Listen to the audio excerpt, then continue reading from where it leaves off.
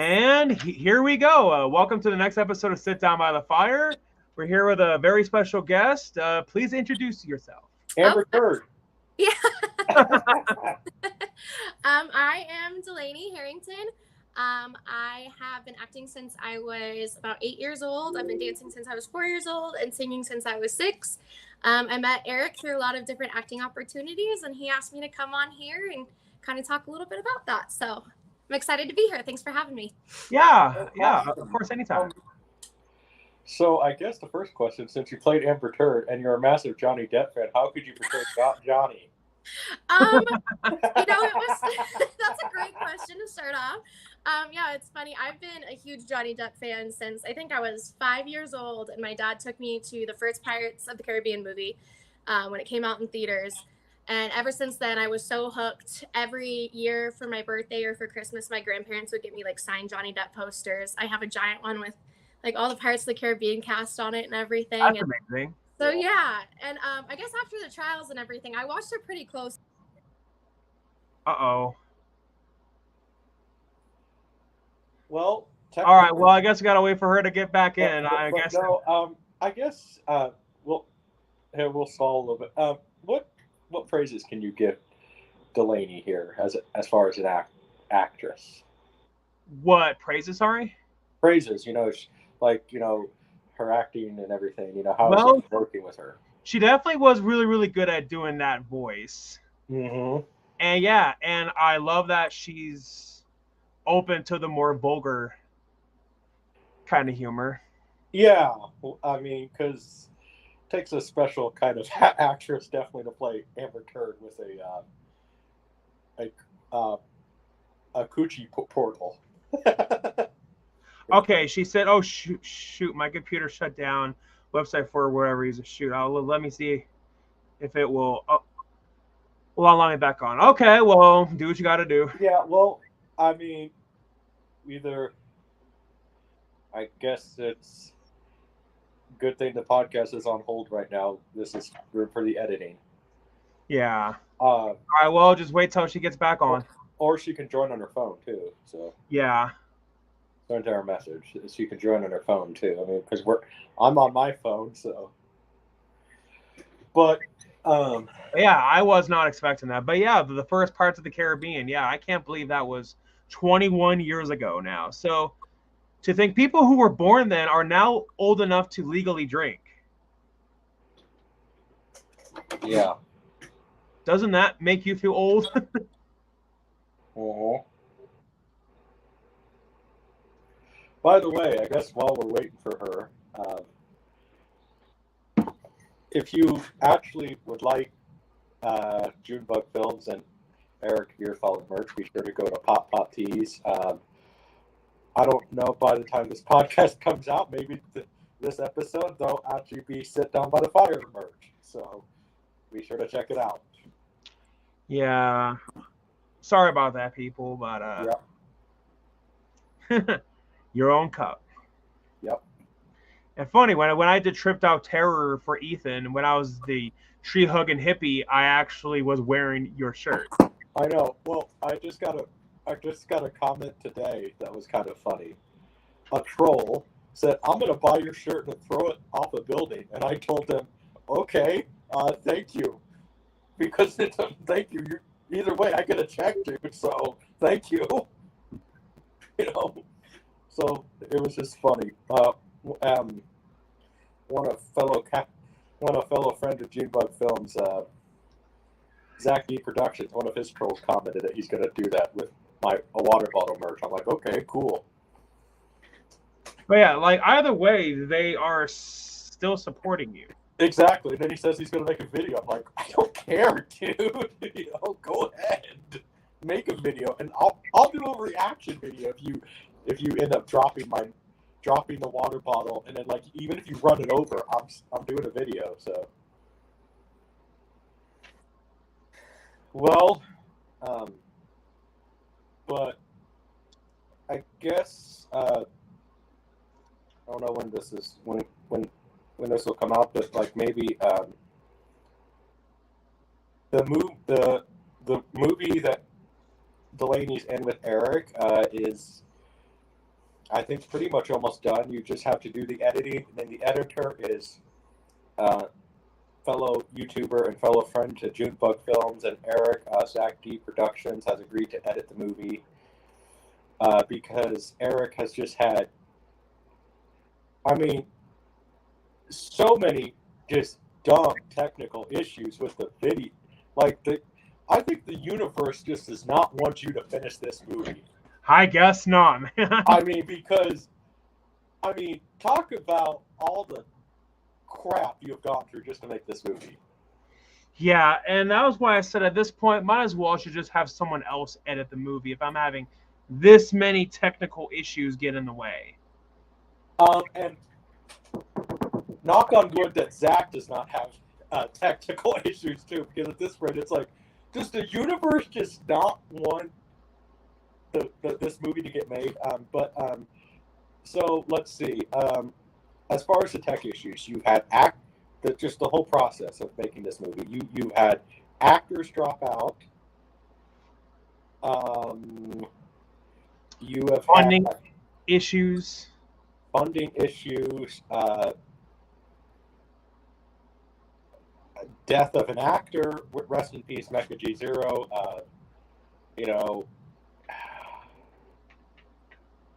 I mean, and even, it didn't solve the production too much, but even your grandpa passed away during the making of the movie, I mean, Right, she says she's getting on back now. Okay. But yeah. Wouldn't it be funny as if as soon as she left, like that was the end of the end of this interview? Talk about the shortest interview ever. I think we should have, at that rate, I would have said we should have saved this for April Fool's Day episode.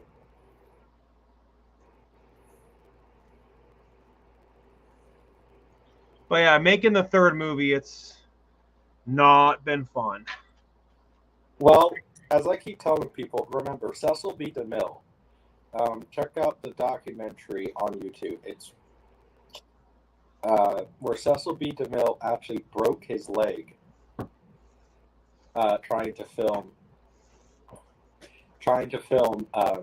the Ten Commandments. And keep in mind, this guy was in his 70s at the time. He broke his leg that's after he had a massive heart attack. And they told him, you cannot finish the movie, otherwise you will die.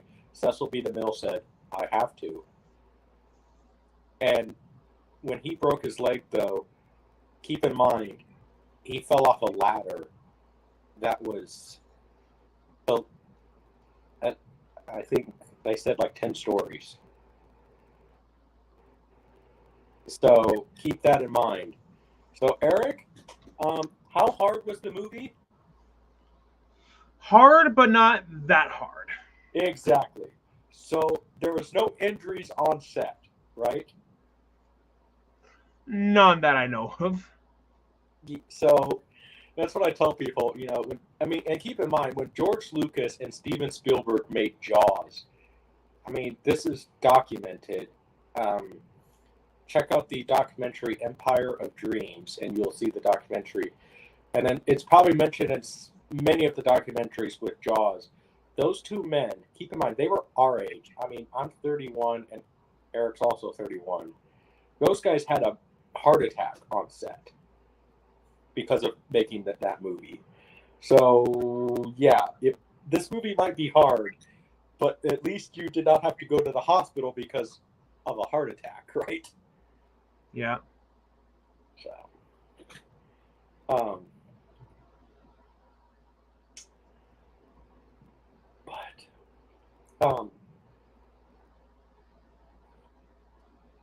let's see. I guess, with Delaney, though, I've seen some of the dailies with her. She does have a lot of talent, and you can definitely see it in the very few things that I've seen. And I do think she's going to be a star. And I think that when she comes back, I'm gonna suggest something to her that I think could definitely be more marketable. I think Eric knows what it is, but Yeah, I know what it is. yeah. Um, I guess while we're waiting, here, who, since you happen to go live, let's who's watching? No one. Thank you. So yeah,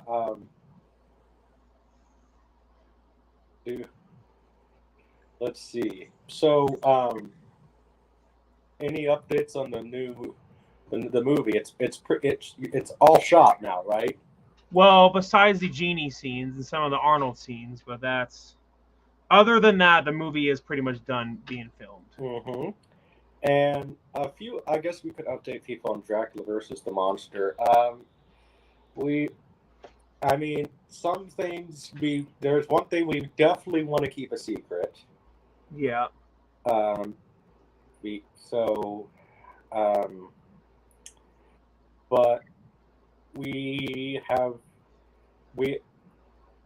we're talking to a couple screenwriters right now who definitely have their connections, and are really excited about the project.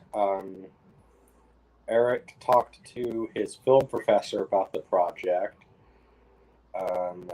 and there's that, and so it's all a work in progress. And I guess I could talk about this. Next year, I found a character that goes public domain that I hope that the editor, Zach, can do. Because everybody and their mother is going to want to make one. But I think that maybe Zach could definitely do it. There's quite a big character that goes public domain next year. Wasn't it Popeye? Well, Popeye, yes, but Buck Rogers. She's saying it's taking a second to load anything, but this might work better than. It's so finicky. Okay. Well,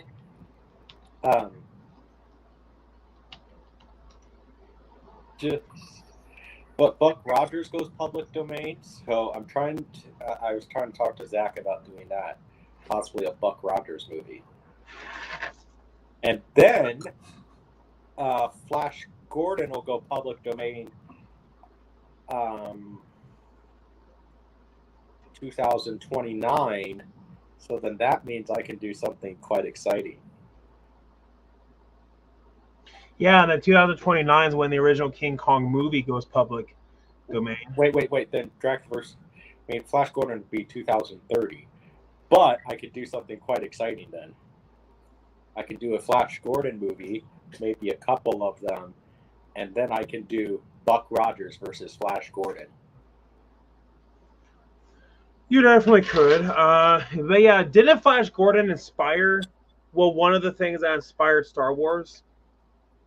Buck Rogers and Flash Gordon inspired Star Wars, so along with John Carter of Mars, and Dune, and yeah, Dune definitely inspired it.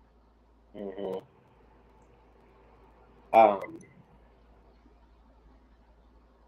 But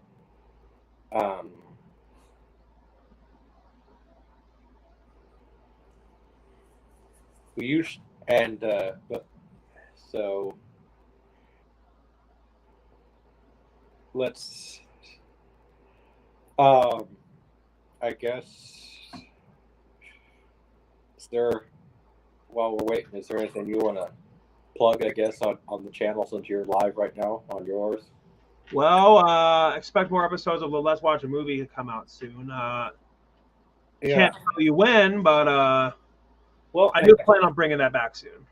Well, and Eric, I've even talked to Eric about it. I don't know if he's going to do it, but I even talked about telling Eric to do Fearthaler Sunday mornings. show public domain cartoon. Yeah, I that. Yeah. I think that could be kind of cool. You know, because there's a gold mine out there of public domain cartoons. Just for obvious reasons, Eric will not be uploading Steamboat Willie. Yeah, that's if I put a disclaimer in, I might be able to get away with it. But yeah, that's walking on eggshells. Yeah, I mean, so, but and once I figure out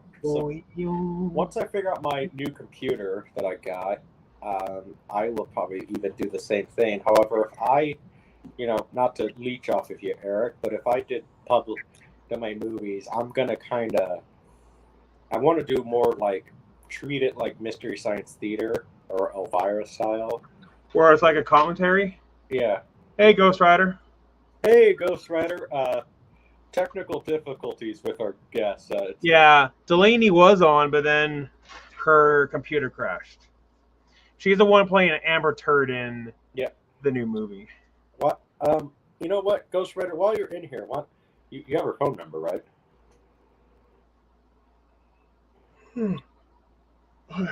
I do not have her phone number. I have her on Facebook. But yeah, Ghost Rider, answer your question. Delaney Harrington, she's the one playing Amber Turd in the third Things That Piss Me Off movie. Yeah, you briefly saw her in that video of her signing the mask. Which Ghost Rider, who knows, maybe he'll win it, right? Yeah. He may or may not win it, I guess. We'll see.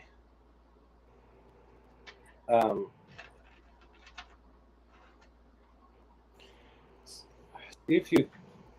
excuse me. Oh. See if you can call her on Messenger and let's just see if people can hear her,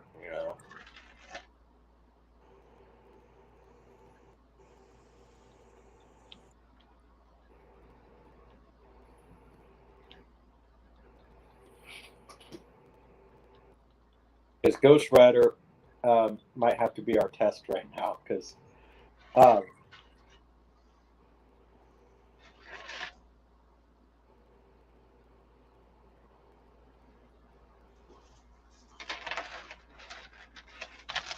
but,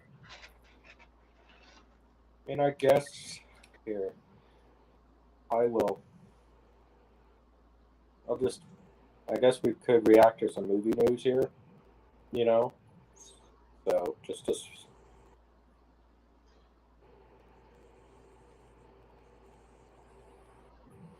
oh wait, here she is.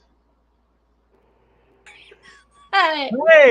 Oh, I swear you can't trust Apple products. I don't know what it is, but it hates me. But yeah, well, anyways, we got that situated. So anyways, well, you were saying that you've been acting since you were 8? Yeah, my first acting gig was when I was 8 years old. I told my mom I wanted to act. She grew up doing acting and dancing and singing and everything. And she actually danced and acted in New York for, I believe it was 10 and a half years. Oh. So, knowing all that, I kind of came to her one day and I was like, I want to go act. And so she kind of searched around and she found a movie audition. And it was for a film documentary. The guy was filming outside of Bozeman. He was from Montana, but he was taking film classes in California. So he kind of came back to do a whole film documentary about his grandfather, who was an orphan growing up outside of Bozeman. So, yeah, it was fantastic, though. It was a great experience. And after that, I was hooked. So, one of the things that I was telling Eric, I think that, Delaney is such a very unique name where I said that we should just credit you as Delaney, Yeah, right? Just like Cher, just a one name. Or to the modern hipsters, Zendaya, right? Yeah, exactly. I mean, I don't mind it. I have learned to love my name, so I mean, I would definitely. It's very unique. You heard it back in the day, but not too much now. And plus, Delaney Harrington is just kind of very long. Oh, it's lengthy, yeah. And So I know my hand cramps every time I have to fill out like a medical record or anything. So I just said Delaney, and I know, I love that. Yeah, it's and- funny. I got that name because my family is super Irish. My great grandparents are from Ireland, and my mom thought it was the one Irish name that nobody in my family had, and then it turns out I have a cousin named Delaney. So. Well, I mean, I got Irish in me too, obviously. So Right. And Irish and Swedish. So. Oh, yep. Yeah, I know. It was the one name they thought they had, and then they didn't. Plus, I think we could definitely tell with the Swedish part. Sometimes with this beard, I look like a Viking sometimes. I was gonna say like Vikings. Yeah, exactly. Right. So, so it sounds like that movie you mentioned, like that was your first time ever acting in a film, right? Yeah, that was my first time ever really acting ever, and it was actually in a film. Was my first time acting. So, I was a little orphan, and I think it was 2 different weekends. We went up for a 3-day weekend, and we filmed every single day. And most of the time, we were up there all day, and they were great with us kids, though. I mean, they made sure we were fed and warm. It was in the middle of like March, and so it was snowing, and we were just in this tiny old church with no heating. So. But yeah, they really catered to us, and it was fantastic. I loved it so much that I stuck with it after that. What are some? I guess what's the movies that inspired you to want to be? Ooh, that's a great question. Is it cheesy to say the Pirates of the Caribbean movies? No. I always wanted to be in those when I was growing up. Those were fantastic movies. I don't know. I think rather than movies, there's a lot of people out there that are very inspiring to me. I think Lady Gaga is one because she's just such a strong force in music, acting, everything. She's gotten her foot in every door. And I like when people kind of break the stereotypes of just being a singer, just being a dancer, just being an actor. Right. She's just kind of a jack of all trades. So she's definitely up there in inspiration. Lady Gaga, I always thought was kind of a throwback to actors back in the day who were, I mean, they could act, they could sing. I mean, maybe eventually she, if she hasn't already, I could see her directing, So. Yeah, exactly. Yeah, no, and I actually think she was a producer on, what was that one movie she was in where she played the Italian, oh gosh, what is it called? It was like the Gucci family or something like that. House of Gucci. Yeah, House of Gucci. Yeah, I think she was a producer on that one, but I think she's starting to get a little bit into that. But I mean, just like you said, with all of the older actors and things, my mom, she was kind of, an older mom growing up, but she loves older movies and that kind of thing. So I'd always watch those with her as well. So definitely take inspiration from that too. Oh yeah, well, that's, I mean, so like, who knows, like a little Shirley Temple where you could just act. Oh my gosh. Yeah, that was my nickname. I'll actually have to show you guys photos one day. My hair was so curly like hers when I was growing up that, my mom always used to joke about that. But that's amazing. Awesome. So, what are some dream roles? I mean, I don't know if Amber Turd is going up or down. But... I mean, besides that one, I think, I kind of have it separated in my head, more acting, like theater acting roles versus movie acting roles. Movie acting roles, I love playing anything that is not similar to my character. So I love playing the evil, the psychotic, the really out there, out of their mind kind of character. And there was one movie, I think that was the most recent one I got a role for, and I had gotten one of the main characters for that, and she was so out of her mind. It was such a fun character to play. And then we filmed about half the movie, and then the production dropped it. So I was so, like maybe next time, but it was definitely one of my favorite characters I think I've ever played. Yeah. Theater though, one of my big dream roles, it has always been from The Wedding Singer. Yeah. Yeah. and they're doing that at VST right now, and I completely missed the auditions. I did not know they were That's a happening. shame. So I was like, oh, That's a shame. Well, yeah, it was a maybe, bummer, but who knows? Maybe if she really works on it, we could see Delaney be the new Christine Daae. hey, okay, I'll take it. But you just got to sit there and do the high pitched voice. But Yep, exactly. I mean, I can do that. I talk pretty high pitched already, so. Yeah, and one of the reasons why that I cast you as Amber Turd, it was just the way how you did that voice was spot on. And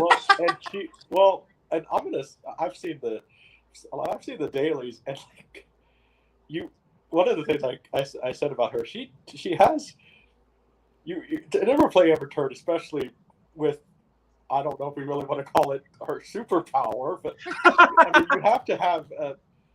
I said, dude, you're gonna have to cast a very special girl to actually kind of have a sense of humor for it, almost. Yeah, because definitely. It was a blast. Yeah, well, I think it was so funny when I first read it. I was like, this is actually not the weirdest thing I've ever done. And then we actually saying a lot. And I was like, oh, it's up there. But I think the whole entire time we were filming, we were always just laughing and just having a great time. So I mean, the less you can try to take yourself seriously, and the more you can kind of, just play roles that aren't you, the more fun it is. So I definitely had fun. Oh yeah. Well, they say that playing the villain is the most fun. So yeah, no, I have always loved the villain characters. I don't know. Well, even in the last theater show I did, it was funny because the whole entire show, I'm this really innocent, kind of quiet, younger actress. It's like a play within a play sort of thing, and it's a murder mystery. And whole entire show, I'm just this really innocent thing, and then it turns out that she's the one who did it, and she goes completely psychotic at the end. And it was just parts like that where you can kind of use that innocence and like how I look and my high-pitched voice to then use that in the character. I think is just it's always so fun, especially to see people's reactions because they're never expecting it. So yeah, well, and so but no, I mean that's one thing that you always have to like appreciate the actors that can go like, man, be a chameleon really with their roles. And just think that when she wins her Oscar, she could sit there and say she played Amber Turd. Yeah, exactly. Because that'll probably be the first part I mentioned. So. Right. Yeah, I know. I think it's great. Any type of comedy like that where, and I think this is kind of, something I've always sort of thought of too, is men kind of get the reputation in comedies and things of just being able to kind of put themselves out there and be goofy and be crazy, and it's always hilarious. I think when women try to do it, some people don't really find that like humorous. So I think the more that you kind of push that stereotype, almost it's exactly. Well, yeah. I mean, there are honestly, I'm gonna say that there are some of the women stand-up comedians that are actually funnier than a lot of the dudes sometimes now. Like, I really like Eliza Schlesinger. Oh my gosh, I love her. Because, especially not her. I love watching her when she's live and she's not censored by Netflix or anything. Right. Because oh my god. Yeah. No, 100%. Eliza Schlesinger, fellow comedian from Kansas City. Nikki Glazer is very funny too. Oh, she killed it in that Tom Brady roast. Oh my gosh. Yeah. Definitely, yeah. Oh my gosh, I mean, and then you get the ones that used to be funny that just aren't funny anymore. Really, I'm not going to call out names here, right. But we'll just hope they come back. Maybe they're just a little rusty. I mean, one of them had a very, very nice talk show that was very funny, but then she. Yeah, but no. You don't even need a name drop. Yeah. No, 100%. Yeah, I mean, my favorite comedian of all time has been Kristen Wiig since I was, watching SNL with my mom. But I think she was really the first comedian that I kind of saw. She's able to go out there and just kind of, like you said, like almost not humiliate yourself, but just really put yourself out there and be completely goofy and crazy. And she was the first one where I was like, oh, I want to see more women doing this. And so when I started acting, I was like, yeah, I kind of want to push that boundary and be goofy, and it's not just for the men. We can go out there and exactly. Yeah. I bet. Hey, yeah, guys are crazy too, but I've met some women that are crazy too. So. Crazy in what context? Because yes to both. But yeah, and I won't mention any names, but yeah, there definitely have been some pretty interesting women that I've met throughout my entire life. Yeah, absolutely. Yeah, I think we're seeing it more since then, more women pushing those boundaries in comedy and things, and that's exciting to see. I really enjoy that kind of stuff. Eric, don't you go mention anything. This is we're not going to do Howard Stern style. For real though. But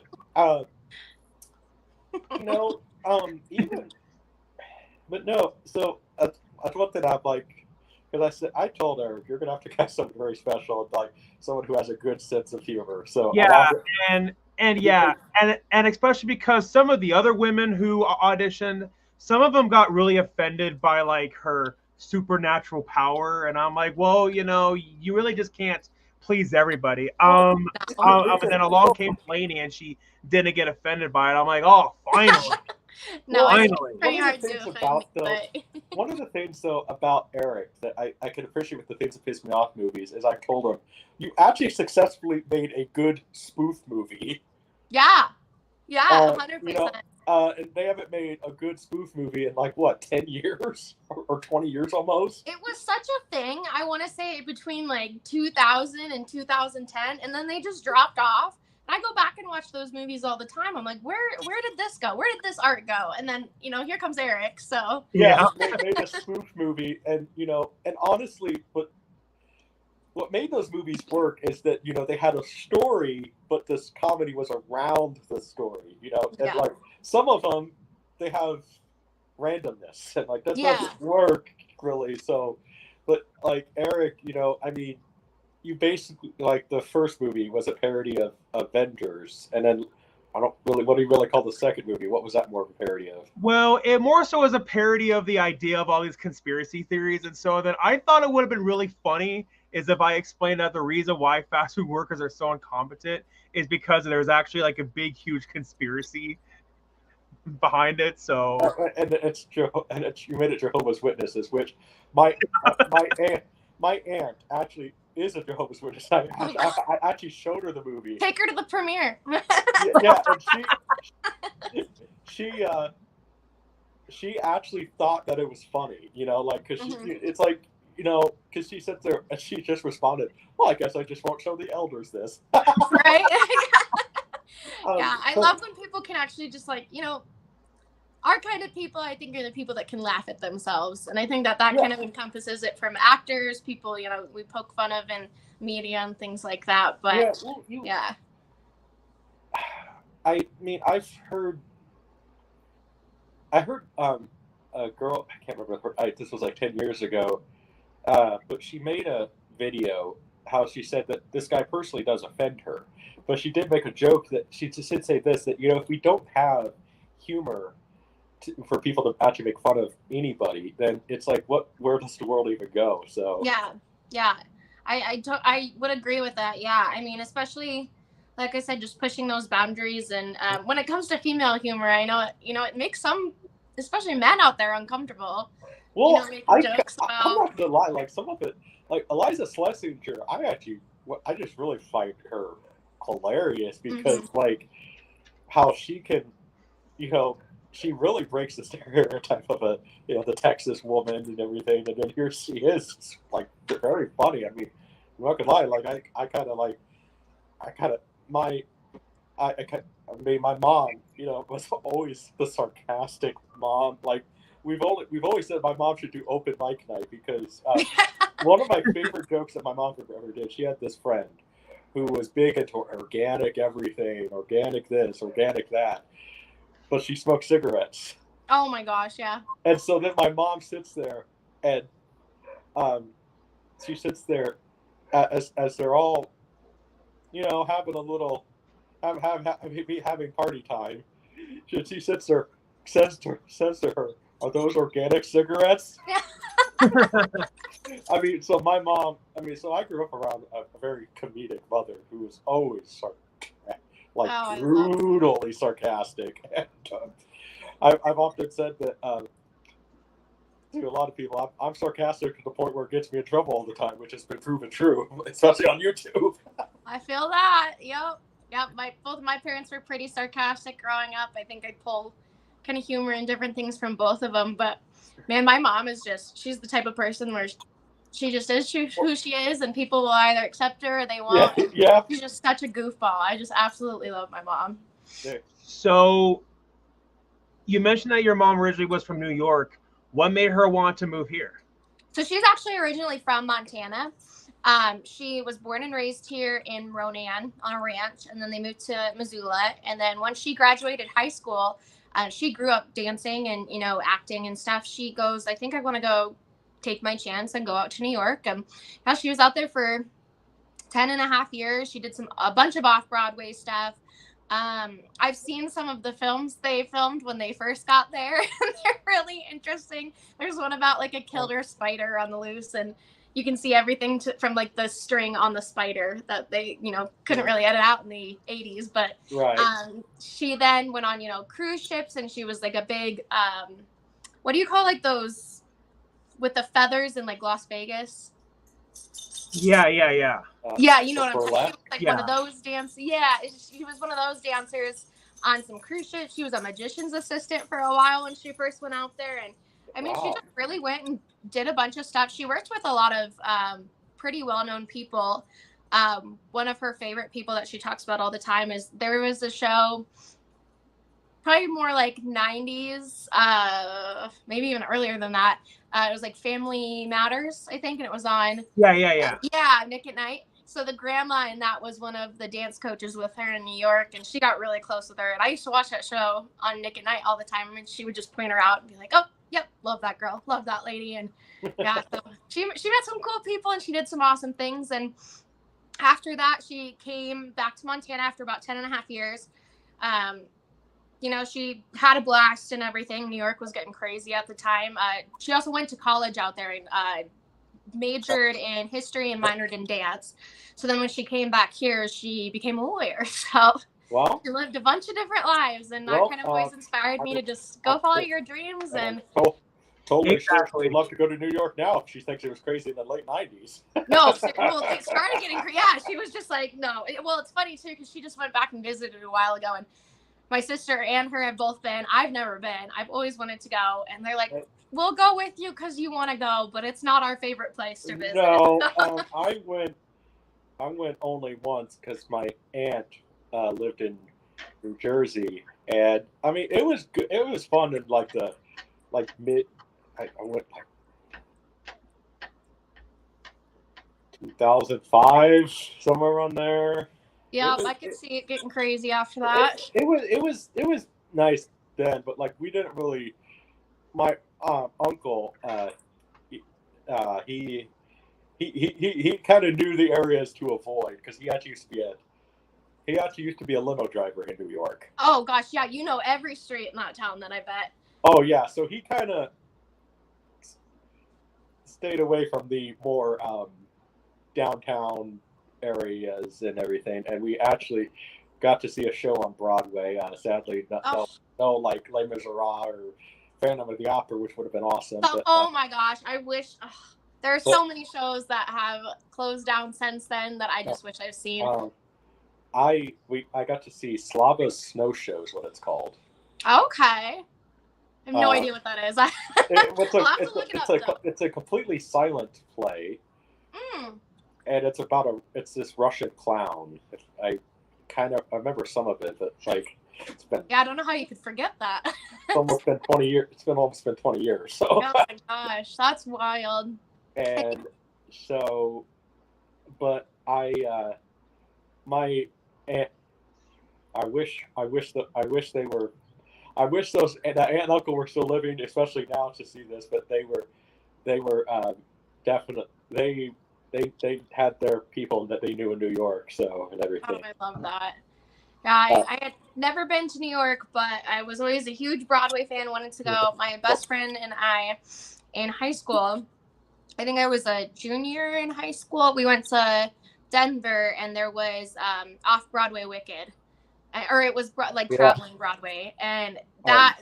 Going back to dream parts, both of those are my dream parts. I absolutely love Wicked. I'm excited for the new movie. I hope they didn't ruin it for me, or I will have to write down some names. I actually had no idea that they're turning that into a movie. Yeah, it's actually coming out, I think, in the next couple of months. I think Ariana Grande, however you pronounce her name, she is who does she play? She plays Glenda in it. But I mean, I don't know. As long as they don't ruin it for me, I don't know. You know, funny we mentioned Wicked. We were just talking about my aunt. The song that played at her funeral was the song "For Good." You know, because that song, I always associate that song now with her because it's like that funeral was very not to get on to sad, depressing though. But like, no, I love it. But no, this is the funeral. I mean, you had grown men because this woman, you know, it's like always had a smile on her face, and they're like, you had grown men sit there when that girl starts singing. We all the guys just go in the coffee room, and it's like, man, if we weren't, man, if this wasn't a Baptist church, we they said there's such a time to get the whiskey out right now. Oh, absolutely. I mean, I'm so sorry to interrupt, but I'm getting a phone call. I will be right back. All right. Yeah, no worries. But I mean, even one of the plays that, you know, I think that I would love to see, especially being a fan of the movie and the story, I want to see Anastasia. Oh, I just rewatched that movie again. It was like my childhood binge movie. And so absolutely, like a live action of that. How have they not done that? They've done live action, you know, Lion King. They're doing a live action Lilo and Stitch. And nobody's doing an Anastasia movie. They did. I mean, there's the previous ones they made with, you know, Ingrid Bergman and. Oh, I forgot about those actually. And then there's the one that was made in the '80s that is, say, one of those 1980s TV movies. So, you know, I mean, it's yeah. But I think that from what I've heard, and I don't know how true it is, but there's the issue that the movie was made by Don Bluth, and so Disney sees Don Bluth as still their rival, even though he hasn't made anything in over 20-some years. But they got beef. Yeah, and even though they own Anastasia, so right. Well, that's where I don't know. I mean, get over it and give us a new Anastasia movie, even if it's not Disney. Like somebody, please. Well, I actually still kind of working on it a little bit. I wrote a book where every Anastasia movie is the exact same. 10 years later, Princess Found. I'm like, well, how did she escape? Even though now we know the outcome because of DNA, but even then in that documentary that they made for National Geographic, they said that the DNA would come back inconclusive because of how the bodies were treated. So, wow. So it's like, well, maybe. Right. And plus, at this rate, you know, Anastasia has kind of become a Russian fairy tale in a way anyway. So yeah. And I mean, I think that, you know, I could, you know, who knows? Maybe you could, maybe that's some part you could play. I mean, because just get your hair, dye your hair and everything like Meg Ryan's. Oh, know. I've been redhead before. This is actually not my natural too. I went a little darker than normal. I don't know if it was intentional, but normally I'm looking a little more Irish. Not a redhead, but been redhead before. Yeah. Okay, I think you just like put me on a new dream part. So add that to the list. Absolutely. Anastasia, and actually, because I'll actually say it. It's proper, not Anastasia. So you're gonna say more Russian, like Anastasia. So yes, I'm gonna have to work on my Russian accent for that. But you know, that's added to the dream list now. Yes. Well, there you go. Hopefully you get somebody who you have really good chemistry with to play Dimitri. So. Let's hope so. Yeah. A lot of that is with your partner too. I mean, I've done shows and things before where, you know, you have couple scenes and things, and if your partner's not on point and there's no chemistry there, it's a flat scene. Yeah. But no, I mean, I just said that I mean, and one of the things that I, you know, Eric has also even shown me some of your, I'm not going to say here, but like you made some, your headshots and everything. I said, this girl has a lot of confidence. Yeah. I appreciate that. Yeah, they're out there for sure. I work with my agency that I have right now, so I'm with Rocky Mountain Entertainment Agency, and they're based out of Missoula, and I did a lot of headshots through them. But then shout out to Paul Rudder Photography in Billings, because I used to babysit for him and his family, and he found out that I wanted to act, and he just started doing headshots for free for me all the time and really helped me out when I could not afford anything. So a lot of those are from him, and yeah. So I said, I said that you should definitely keep working with her, because she's, you I heck, I'm one of those guys that I will defend a lot of actresses that people sit there and say that, oh, I can't, oh, I don't think they can act and everything. And I'm like, look at the scripts that they're playing. I could see talent in them. Like, I even have defended Megan Fox, because not for guy reasons, I will admit, but I mean, I got where you're going. but Megan Fox does have talent. I mean, but she always gets played as the pretty girl, and I'm like, right. Because I said, watch her in some of the more independent stuff that's not. Yeah. No, I would absolutely agree. I think she's underrated as an actress, and Yes. there's a lot of actresses out there like that their looks almost overshadow their talent, so they don't get to express their talent. Right. And I think, and so I said, though, that, because but I guess we'll talk about it here. Eric, Eric, obviously, is definitely going places with his career right now, which is amazing. Yeah.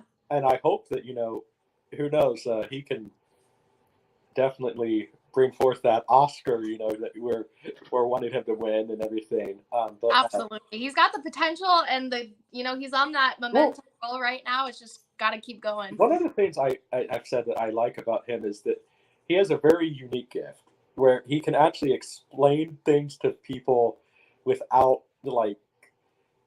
without them getting offended, which is a great gift for a director. So. Absolutely. Yeah. I mean, most directors probably need that. I doubt a lot of them do, though, have that kind of quality. I've worked with some that wasn't in their vocabulary, really. But and so I guess I'll ask you this, speaking of Oscars.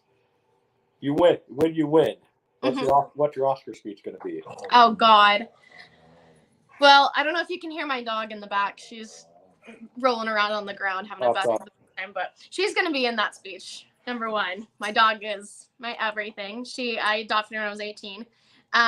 Thanking my parents, definitely thanking my mom for being my first manager. And then, I mean, kind of thanking everybody that probably got me to that point, especially, I guess you never know, like, where opportunity lies, but whatever opportunities kind of help me to get there, even little, big or small, I definitely want to be able to shout those out, especially kind of bring it back to, my roots at Venture Theater, which is now Nova and BST and that kind of thing. And just, thank the people that laid the spark for me. And then. Yes. Well,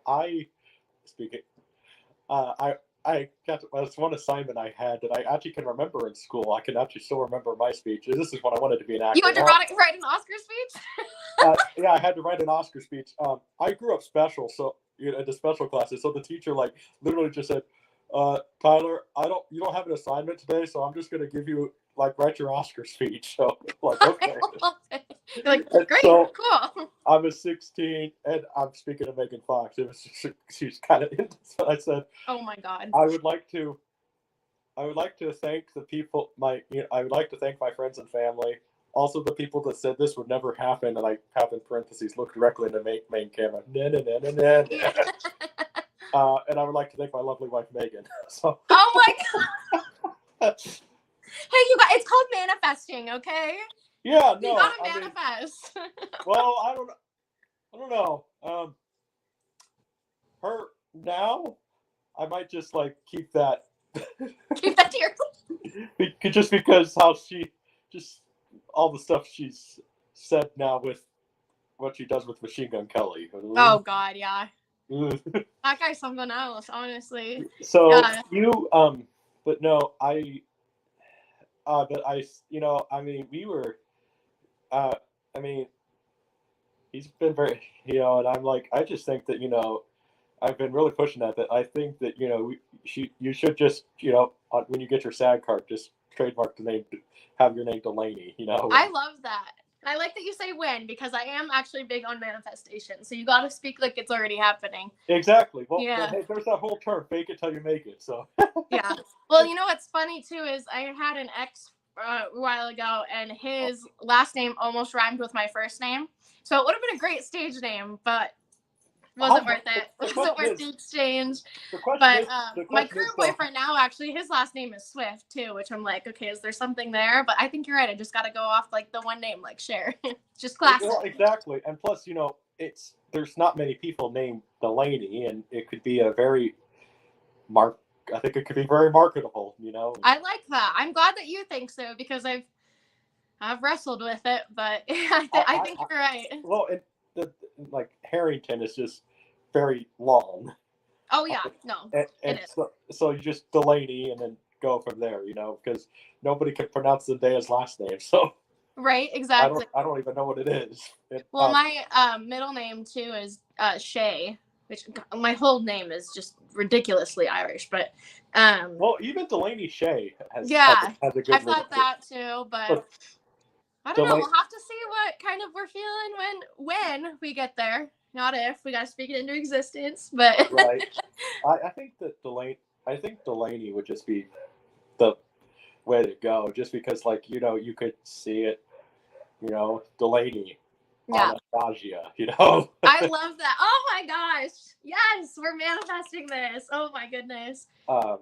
And and then who knows, maybe that could be when you win your Tony and everything. All of them, yes. Yeah, well, no, you could be the first one to just win them all. Win a Oscar, Tony, Grammy, You gotta help me with my morning manifestations, because you are just I'm like, yes, absolutely. Well, there you go. But no, now, because I'm realizing right now, for me, it's like I'm more like the Walt Disney type. I want to be in charge of the entire studio. So right. And that's one thing that I'm trying to do right now, and because I really want to try to at least bring forth stupid spam call. Oh, I get those all the time, all throughout the day. I know, especially when you have your phone number out there, because no, I just realized I want to be just in charge of everything, because I like that idea. When I realized my heroes in the industry were more Walt Disney the man or the Louis B. Mayers, and yeah, no, I love that. And like I like the idea of running your own studio now, and I'm like, man, because I've been very vocal about it. I've recently found out that RKO Pictures is worth $5 million right now. Oh my gosh. I can't even picture that amount of money. Yes, that is a lot of money, but not a lot of money if you think about it right now, because for how cheap, for what you would be getting with RKO now. Warner Brothers does own a lot of their stuff, but next year their entire first year catalog goes public domain anyway. So then it's like, well, for me, it's like, man, I want to buy RKO. Yeah, there you go. And turn them public again, Yeah, absolutely. And I think it takes a really strong and friendly and very, determined person to do that. I could absolutely see you doing that. That would be awesome. So, yeah, I know I've got nothing but big, I don't even want to say hopes, because again, we're manifesting big, not expectations. Just, I just know that you and Eric have a lot of potential to go really far in this industry. So, yeah. Right? Well, yeah. All the fingers and toes. Yes. Yes. But no, and even with, I'm even, been working with other, YouTubers that are making movies too. I mean, some of these guys, it's amazing. YouTube is amazing how, people have made movies that for cost $0. Yeah. And then they're putting out stuff that objectively is better than anything Hollywood puts out sometimes, Absolutely. Yeah. And I and then Eric really kind of pushed it too for me. It's like, with the Winnie the Pooh horror movie, say what we want about the movie, but even though, hey, I love all you guys if they happen to watch this, because I mean, they gave us great interviews. Yeah, no, they were fantastic. But that fact that movie cost $15,000, because of the internet, they got an additional $100,000 for the movie, and it made $5 million at the box office. I mean, there's so many, and there's so many characters now that are going to go public domain soon, and it's like, wow, there's a gold mine out there right now. Like I was telling Eric, next year, Buck Rogers goes public domain. Oh my gosh.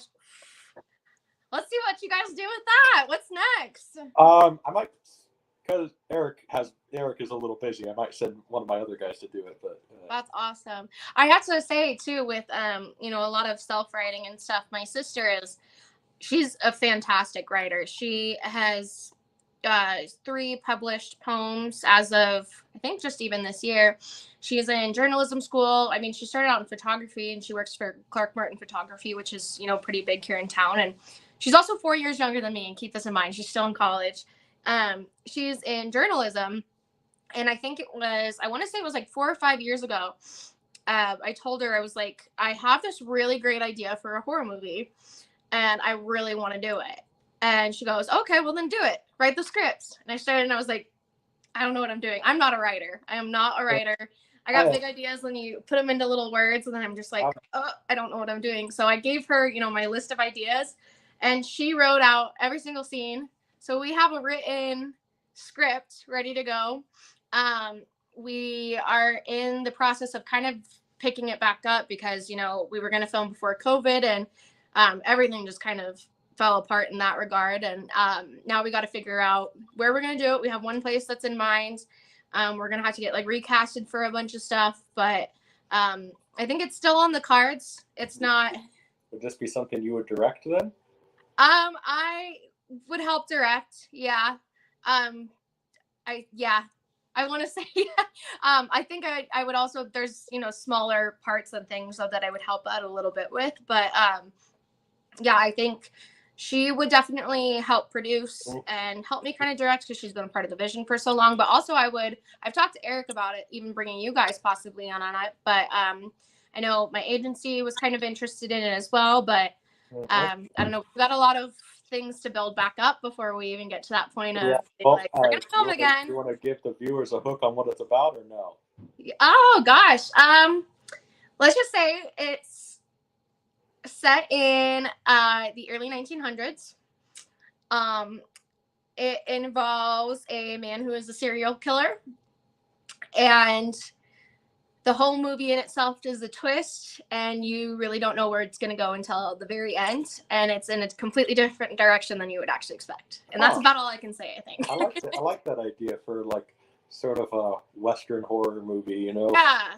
Well, and I think that's where it kind of stemmed from. Was I was like, why are they always so modern? Like, why is everybody in a nice house in 2024? That's one thing I was telling, for a new Texas Chainsaw Massacre movie, I want to see a prequel about Grandpa. Oh my gosh, that's such a. I just got full body goosebumps. I'm not even kidding you. Yeah, because think about it, you could set it in Texas in the 1800s, and and I even said, heck, I would even try to find a way to kind of combine both timelines. You could make it like a Hatfields and McCoys thing, with the Hewitt versus the Sawyers, and that even in itself would be such a great movie. A Hatfield and McCoy. I mean, we've all know the stories, we've read the history, but I don't think I've ever seen anything produced on that. They did that History Channel movie that was with Bill Paxton and Costner. Oh, okay. Didn't know that. Jeez. And then Asylum made one. Oh my gosh. with Tom Berenger and Jeff Fahey. I've never heard of these. I might have to. Well, I know the actors. I never Yeah. knew they actually did a movie for that. So I'm gonna check it out. You know, but and I was telling, Eric, you know, how like kind of embrace the Western genre right now, because a lot of big stuff is filmed there in Montana right now. Because I think you guys even have it set in Montana, but I think even Yellowstone is actually filmed in Montana. It is. Yeah, I've gotten a few auditions here and there for it. They're always looking for really specific, races, ages, everything like that. It's what you did. Hopefully you didn't lose the part to the girl in 18. What I don't know what yours is. It's the one with Sam Elliott. Isabel.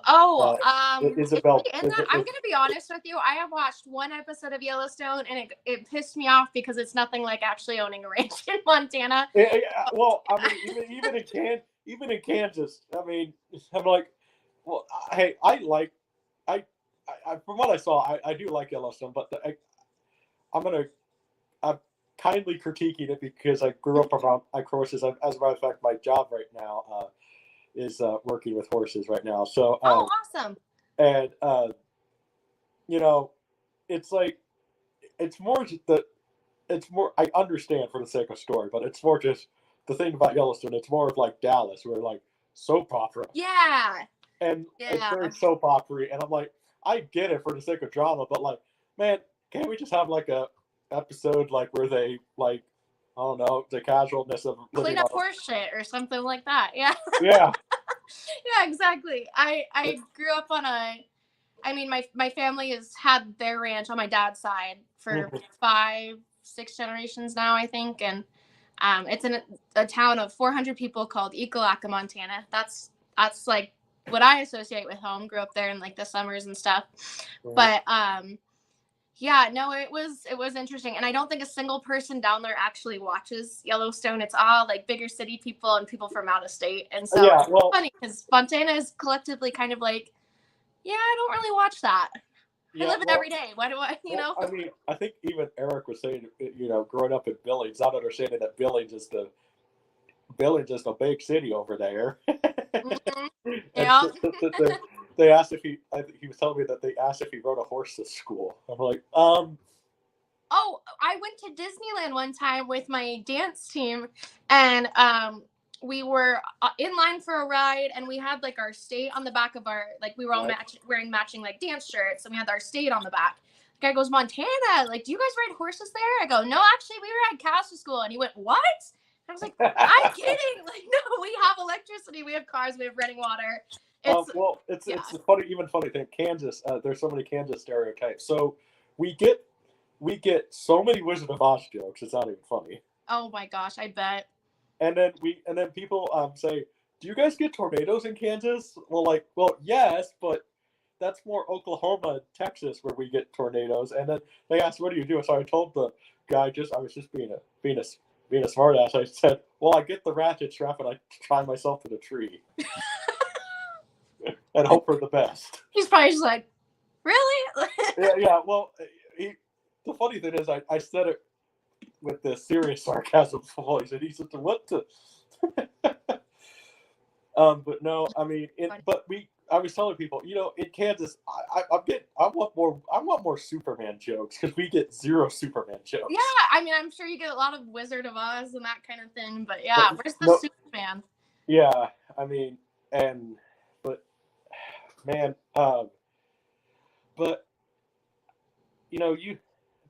let's see, what, obviously, you've had a lot of experiences, it seems like, especially going to Disney. Oh yeah. And what are some celebrities you've met? Oh gosh, I actually haven't met too many. The first one that sticks out in my mind was I don't know if you know who Jason Earls is. The older brother in on Hannah Montana. His brother on Hannah Montana. So he actually went to Rocky Mountain College, which is in Billings, and I didn't know that. And so I'm like 12 years old. I have the most embarrassing photo of this. I'll send it to Eric if I can find it. Well, I'll tell him to make it the thumbnail. Yeah, exactly. No, honestly, he could too. I think that would be so funny. I think I was 11 or 12 years old, and I was going to swim lessons. I was in competitive swim at the time, and well, kind of like it was the whole thing. But I'm at swim lessons at Rocky, and we're leaving, and I'm in my swimsuit, just wrapped in a towel, wearing glasses. And my hair is like all crazy, just drying off from the pool. And I look over and I see Jason Earls. And being an 11 or 12-year-old girl, and you see somebody from Hannah, Montana, I think I I don't even know. I swallowed my heart in my throat. Like, it was just like, this is the craziest experience of my life. I was completely dumbfounded and just frozen. Yeah. And I nudged my sister. I'm like, look who that is. And she does the same thing, kind of freezes up. And my mom goes, well, go talk to him. And her and I are just so frozen. We can't talk to him. So she goes, well, I'll do it. And she walks right up to him. He's coming out just playing basketball with one of his friends from college there. He was just hanging out at the college and went to go shoot some hoops. And we happened to walk out right at the same time as him. And it was crazy. She goes, my girls are really big fans. They also act like they would love to talk to you. He goes, bring him over, nicest guy ever. I swear he probably. And now. Yeah. And now you're probably as tall as him, so. I am 5'3", so. Well, he's about that. He's about, yeah. I mean, yeah, probably. I haven't grown much since I was 11, so I mean, I couldn't really tell. He's.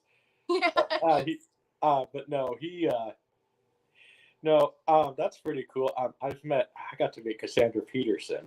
Oh, that's cool. She lives in Kansas. She's from Manhattan, Kansas, called the Little Apple, and she still lives there to this day. And I got to meet her, and that's crazy. And that was fun. She commented, "Always nice to meet other redheads." So yeah, you're like, we have something in common. Like, yeah, I love it. And then you'd be surprised. Like, what I tell people is Kansas City. I've been telling Eric for the longest time. Kansas City actually has a very underground film market. Oh yeah. I just went there for the first time in October, and it was like a paid trip for work, and I really didn't know what to expect, and I absolutely love Kansas City. Like, in terms of big city, I would honestly move there. Probably no other big cities, but that one's cool. Honestly, I would suggest anybody who wants to be an act in the industry move down to Kansas City, because it's one of the only major cities. I mean, mainly maybe besides Chicago, but that's right in the middle between New York and LA, and flights to Kansas City from New York to LA are pretty cheap. So, are they? That's good to know. Like, you might, it obviously depending on the day, like you might, for each city, you might only spend like $200, which. That is mind-blowing. That is wild. And especially in this small little town, Baldwin City, which we're not even much of a city, because we don't even have a skyscraper, so. Right. But you're an hour away from Kansas City, and it's just one of those, like, probably like the town you mentioned. I mean, we have a lot more than 400 people, but. Yeah, I was gonna say. But it's one of those small towns where everybody knows everybody. Nobody's afraid to stop and say howdy to you. So. Yeah, no, and I love those kind of. I mean, I don't know if I could ever live somewhere where it's not like that. I mean, I think I'm just too used to everybody almost like knowing everybody's business. Not that I love that, but I think it'd be weird almost not to. Yeah, well, that. I've been telling Eric that Kansas City has an underground filming market, and honestly, what I love about Kansas too is that it's the weather's never like it could be bright and sunny, and the next hour it's raining. It's not even a cloud in the sky. It's like. Yep. That's Montana weather. Literally, it'll go. I'm not even. Well, at least we don't have your winters. Yeah, well, that's the thing. So literally, I think it was last month, or it was like the end of April. I think all on the same day. It snowed and was super icy on the way to work, and then all of a sudden it was 80 degrees, and then it rained, and then it started snowing, and then it froze over again. So by the next day it was like a whole new set of snow, and it was just frozen roads again. But we had like a brief moment of 80-degree weather. It was crazy, but that's always how it is here. I mean, it's all over the place. I guess, hold on, hopefully Eric's alive here. So yeah, I know. I was like, does somebody need to check on him? Well, if he doesn't, I could always call him. Yeah. Say, hey, how's that phone call going? Yeah. Yeah. No, I think with Kansas City too. I mean, there's a lot more. I want to say, especially in the last 10 years, in terms of opportunity in Montana. Because I remember when I first, started doing film acting and everything, it was pretty rare that people were actually doing movies and films. But every time, you would hear about one, it'd be insane auditions and everything. I think the one I did after that, I did a bunch of theater acting after that and musicals and stuff like that, and really got into that just because it was, I mean, I loved it, but also there was just so much more opportunity with that. And then I think my next film I did was when I was 13 or 14, and it was called Hobbs and Phil versus Zombies, and I was one of the zombies in it. And I think the movie was almost rated past R because it was so gory and graphic. And here I am, just like a 13-year-old, just covered in, they would use strawberry jelly as blood. And we were filming in a warehouse outside of Billings in 40-degree and snow weather. And so it was just wild. I mean, I love experiences like that, though. But it was just crazy. I mean, you're 14-year-old, you're freezing your butt off. And then on top of that, you're watching some glorious things that, like, I couldn't even go to the premiere because my parents were like, you're not watching that movie until you're older. It's not going to happen. That's the thing, is how they use strawberry jam for the blood. And now it's like wild. It's but for me, it's like, no, I'm not like saying anything, but it's calling people up. Like, there's no reason for you to use CGI blood, Yeah. Like you could.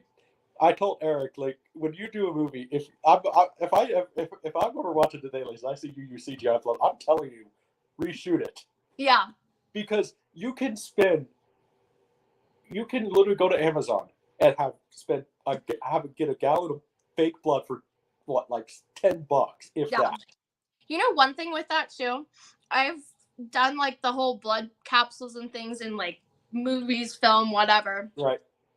How is it that those have been around since, like, gosh, I don't even know. I'm gonna guess, 40s, 50s, however long they've been probably filming movies. How does it still taste like absolute shit? It is garbage. Still to this day. No, maybe they just should make it so it tastes like strawberry. They should make it with strawberry jelly. I'm telling you, it looks like the same thing. Yeah, but yeah, I know one of my friends was the what? Because it's a mixture of like corn syrup or something, and corn syrup, water, and food coloring, and corn syrup doesn't taste good. Like, I'll give them that, but I have bitten into those things, and like it has taken everything in me not to just absolutely gag. Well, if you play a zombie, that kind of add to the effect of you. So yeah, look, actually, probably now that you're right, maybe that was a missed opportunity, but. But so I guess you've done have done a lot already. Are you actually on IMDb yet, or no? I am on IMDb. I actually was, the first time I got put on IMDb was the first film I did, and the guy did it for us, and I didn't even know what it was at the time. My mom didn't know what it was at the time, and I remember he sent us, like, emailed us all the links to it, and I went on, and I was like, I'm on a website for acting, and I thought it was the coolest thing. Yeah, there you go. Yeah. I don't think I've claimed my page, though. I think I need to update that with anything, but I know that at least that movie is on there. So yeah, well, you could definitely upgrade that, and then who knows, we'll get just Delaney then. So got to alter it for the stage name, and then there you go, and so. Well, let's see.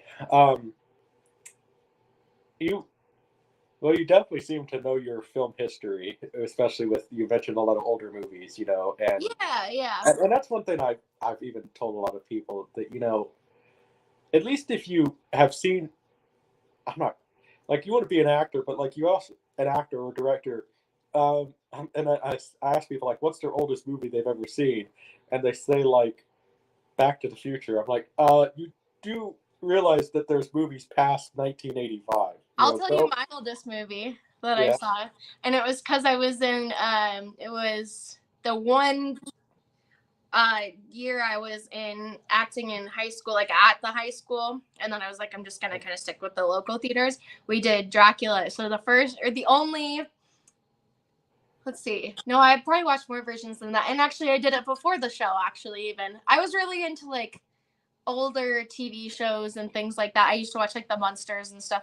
But my dad found me the original Dracula, so that was probably the oldest movie I've ever seen. But I loved it. I thought it was great. I mean, I guess for me it would be because movies were, I mean, before 1914 they were actually called Nickelodeons, and were they? Because they literally cost a nickel. So okay, whoa, that's what I never knew that. And, well, a lot of people don't know that. So that a lot of it was just like short little films, you know. And that is so crazy. It wasn't until Cecil B. DeMille came, you know, because Thomas Edison controlled the motion picture industry, but they didn't have, the only place he did not have jurisdiction was California. Oh, okay. So you had the Lemleys, the Cecil B. DeMille's literally moved down to California then, and then Cecil B. DeMille was sitting there saying, I'm gonna make, he called it a feature, and he literally made this 8-reeler that was like, and it was the first movie in Hollywood, so actually it's called, term not politically correct anymore, so sorry Eric, I know no controversial topics, but this name of the movie is called The Squaw Man, so. Oh God, oh okay. I mean, so, that sounds like that time, you know. Yeah, but it's a pretty good movie, you know, and so no, a lot of people don't realize that, and plus, like, so that's when it's the entire history of the motion picture industry is just so fascinating, because you literally had Thomas Edison, who, great businessman, but not a great inventor. Not a great person, I heard either, really, but I don't know if that's true. I mean, a lot of stuff you hear about him, not a great person. It's more so running a business that's multi-million dollar. He didn't exactly get that by selling Girl Scout cookies. So no, that's fair. I mean, same with, you know, the billionaires of today. Honestly, it's like. Yeah. You got to kind of almost not step over people, but a lot of those people, you know, they use other people to get to the top in that sense. But exactly, you know, and so, but anyway, so, I guess who are some of your favorite old school actresses that you? Oh, I mean, Audrey Hepburn, number one. Yes. She's fantastic. I mean, yeah, she's wonderful. I never until recently also, just because you reminded me of this, had watched anything that Marilyn Monroe actually acted in. And I love the power she exudes when she acts in certain characters. I mean, she was sassy. And I love that. She was a very, I think it is one of those actresses that, you know, like now we can look at her like she was kind of, I don't want to say underrated, because, you know, she was everywhere, but, you know, right. but I think that people just didn't, that they obviously just looked at her, not her acting talent. If you want to see a really good movie, she's Megan Fox. She's literally Megan Fox. She's exactly. Especially since Megan Fox actually had a Marilyn Monroe tattoo that she removed. Oh my gosh, that is wild. Oh, it's just full circle. But with Marilyn Monroe, one really good movie she did, it's The River's Edge. She did it with Robert Mitchum. Okay. And, you know, she is not playing the Marilyn Monroe type. She's going pretty strong with Robert Mitchum there. And, you know, you have to be quite a tough girl to go up with Robert Mitchum. Well, especially like in that era, I think I started out watching clips, and then I started, you know, going back and kind of watching some of the stuff that she did. And it was just, I mean, there's a couple other, I can't really remember their names. There was another blonde actress that was absolutely fantastic, but same kind of deal where they almost just, Jane Mansfield. Oh my gosh, yes, it is Jane Mansfield. Yes, that's who it is. I went on a little deep dive and, looked at all these actresses where they just go head to head with these men, especially at the time. And I live for it. Watch those for hours, for days. Oh yeah. Well, one of the stories I love, it was ironically both their last movies, Marilyn Monroe and Clark Gable, who he's one of my favorite. He's probably honestly one of my favorite actors, if not my favorite. But mainly because I love some of his stories. He was actually a prankster on set. I've heard that about. My mom loves him. So well, one of the things he did with Marilyn Monroe liked Clark Gable because she started really flirting with him, and he was. He obviously he was into younger girls, but he was not interested in Marilyn Monroe at all. So he would literally sit there. He had dentures by the time he was 32 years old. Oh my gosh! And so he literally sits with Marilyn Monroe. She starts flirting. Yeah. Now, and then one of the things that he did is a really funny story. Him and Vivian Leigh did not get along at all. Him and who? Vivian Leigh on Gone with the Wind. Oh, yes. Okay. I've heard about drama there, but... They did not like each other. So Clark Gable, keep in mind, dentures by the time he was 32, so he already had bad breath. So, but during the kissing scene, he decided to have garlic for lunch. Can I say that? Oh my gosh. So I'm just imagining, this thespian, Vivian Leigh, sitting there. She's kissing Clark Gable, who, like I said, already had bad breath to begin with, and then garlic. I mean, that's pretty on brand for him, though, I'm not going to lie. Like, some of the prank stories and things I've kind of heard about him is just, I can see him doing that. There was one. No, he's mainly just because one of the great things I love about Clark Gable, too, is that guy did not care, really, at all. Mm-hmm. According to legend, it's one of those things that... Right. When myth becomes fact, print the legend. So there's a person being weird towards Shirley Temple, and he wandered onto set, and he keep in mind he's like not contracted with this studio or anything. Mm-hmm. Like, what are you doing here, Mr. Gable? And he's like, I think it was her agent sits there, says he calls out the agent, and so Clark Gable decks the guy right in the face. If I didn't love him already, I love him now. Because and they, according to legend, they said that guy Clark Gable did with one punch did not even give him a black eye. His eye was completely purple. Oh my gosh! Ah! And knocked him out cold in one punch. And I'm like, wow. I mean, for not a very fit guy. I mean, but that's real man stuff right there. Like you protect the women and children around you and yeah. Well, yeah. If I already didn't love him, I would absolutely. That would have done it for me. Well, the reason why he's one of my favorite actors because the camera really doesn't lie too much. People can kind of see right through you, and you. Right. He, it comes through in his quality, and and then he. But there's so many stories about him, and man, I could. I told Eric that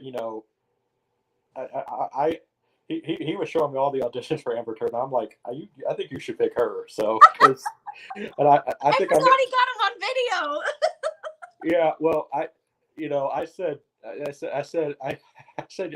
think you got to get her because she's actually funny. You had great delivery of the lines too. Oh, I appreciate that. And then, especially, I said you got to get a girl, like I said, with a good sense of humor to play Amber Turd. I appreciate that a lot. Because not somebody who is not easily offended, right. And because I mean, so I just especially with Amber Turd's superpower that she has and everything. I mean, just I need to know what he's done with that video because oh my gosh, I forgot he had that. Yeah, well, hey, it'll be on the special edition DVD. It'll be on DVDs I too. love it. Put it in there. I don't even. Yep, just put it in there. Yeah, no, and hey, I mean, at least you could sit there. At least, who knows? Maybe when you, I was telling her, well, since she's a big Johnny Depp fan, maybe when she meets Johnny Depp and Johnny Depp happens to see it, he could get a good laugh at it, right? Oh, That's like the dream. That is the absolute dream. Well, who he's, knows? Maybe. yeah, well, I mean, one of my favorite movies that he ever did was Fear and Loathing in Las Vegas. And I saw that way too young. I personally watched that movie. But so yeah, I mean, if I didn't already love him from Pirates and everything, I mean, that one was fantastic. And I want to, speaking of new Johnny Depp news, I really hope that he is a man of his word right now, because Disney, I've heard, is trying to really lure him to Pirates of the Six, but he is saying no. Well, they dropped him when the allegations and things came out before even a trial happened or anything like that, and at least that's what I believe happened. Yeah, yes, that is what happened. Yeah. But Disney is trying, from what I've heard, to lure him back. They're offering him a lot of money, but he's sitting here, no. Right. I mean, he doesn't probably need it. Like, that man is probably, he's pretty wealthy. But yeah, who knows? I was joking with Eric. I said, well, maybe since he's a big Johnny Depp fan, who knows? Maybe I mean, we know he's a little old for you, but maybe you can end up dating Johnny Depp. I'm not gonna let my boyfriend watch this because he knows how much I love him too. But it's funny too, because it's okay. We just won't show him. No, he won't care. But it's fine. I always used to tell my dad, I was like, even when I was probably like 8 years old, I was like, I'm gonna marry Johnny Depp one day. He goes, he is older than I am, and I was like, so does it look like I'm bothered? Dad, it's Johnny Depp. I mean, look, hey, I mean, it's okay. You're over 18 now, so adult. Yeah. Exactly. I mean, yeah, no, he's just fantastic. Even just to meet him and talk with him would be wonderful. Get to tell him that I played an Amber Turd character. I mean, well, I think Johnny, especially hopefully when he sees the movie, and Eric, you might want to show up here right now, because we're actually talking about the movie, so you need to promote yourself here. Yes, Johnny, I love you. But no, I think Johnny, I could see him kind of having a pretty interesting sense of humor about that. I've heard he does too, and I mean, from interviews and stuff I've seen, he's hilarious. But he tends to just laugh at, you know. I mean, he's not like one to really get offended either. Is what I. No, well, I mean, even some of Johnny Depp's, lesser movies, Johnny's never the problem, like. Mm-hmm. And he is. He I don't know, like, he's probably like one of the last like true chameleon type actors. I mean, I could probably I could see people now have potential with that, but they just haven't really established themselves yet really to be that. But and plus, I'm going to be curious, even Johnny in his 60s now. Yeah, he is. Yep. And or something like that. I think he's going to be 61 this year. You know what's funny is the only reason I know that is a thirst trap video, where they do like all those slow motion, like kind of videos with actors and stuff. There was a thirst trap video that showed up like on my TikTok or something a couple of days ago, and it was him since he'd been acting when he was like, gosh, probably like 18, 19, something like that. And to think, you know who we have to thank for his career, right? Who? Wes Craven's daughter. They were originally going to go with another actor, but she sits there and says, you got to get Johnny.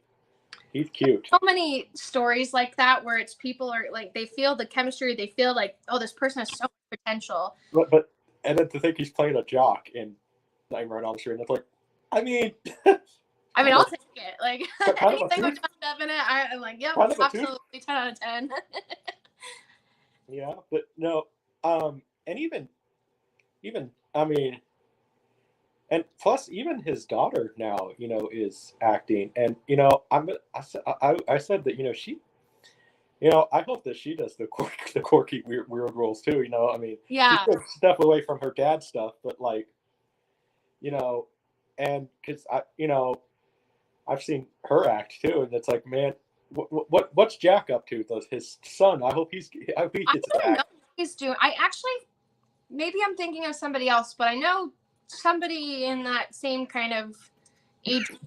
Somebody's like a really big artist or something, but I haven't watched anything that she's acted in yet. I was gonna watch that one movie with her and who is The Weeknd, and then everybody was like kind of freaking out about it. I haven't watched it. I actually should though, form my own opinion about it. But. Yeah, well, so obviously it seems like I'm old enough to remember that, the whole when it was Johnny versus Orlando and everything. It was. Oh God, I love both of them.